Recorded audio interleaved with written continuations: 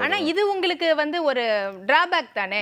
ஒவ்வொரு ஏன்னா இங்கேயே பிரச்சனைகள், இந்தியா கூட்டணிக்குள்ளேயே பிரச்சனைகள் இருக்குல்ல. இங்க பினராயி விஜயன் பேசுறதா இருக்கட்டும், மம்தா பேசுறதா இருக்கட்டும், இதுவே ஒண்ணுக்குள்ள ஒண்ணு முரண்பாடா இருக்கு.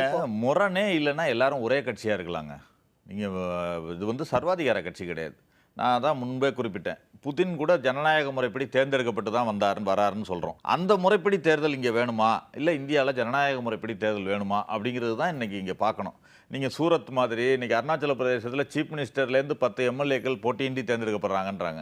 போட்டியின்றி எப்படி தேர்ந்தெடுக்கப்பட்டார்கள்னு பார்த்தா தான் தெரியும். அவர்கள் மிரட்டப்பட்டு அல்லது வேறு ஏதோ ஒன்று செய்து அவர்களை இது பண்றாங்க. இவர்கள் தங்கள் கட்சியை வளர்ப்பது எப்படி பாஜக அப்படிங்கிறத நம்ம தொடர்ந்து பார்த்துக்கிட்டே இருக்கோம். இல்ல அந்த அளவுக்கு வீக்கா இருக்குதா காங்கிரஸ்? விலைக்கு வாங்குற அளவுக்கோ அல்லது மிரட்டி பணிய வைக்கிற அளவுக்கோ அவங்க இருக்காங்கன்னா என்ன பிரச்சனை?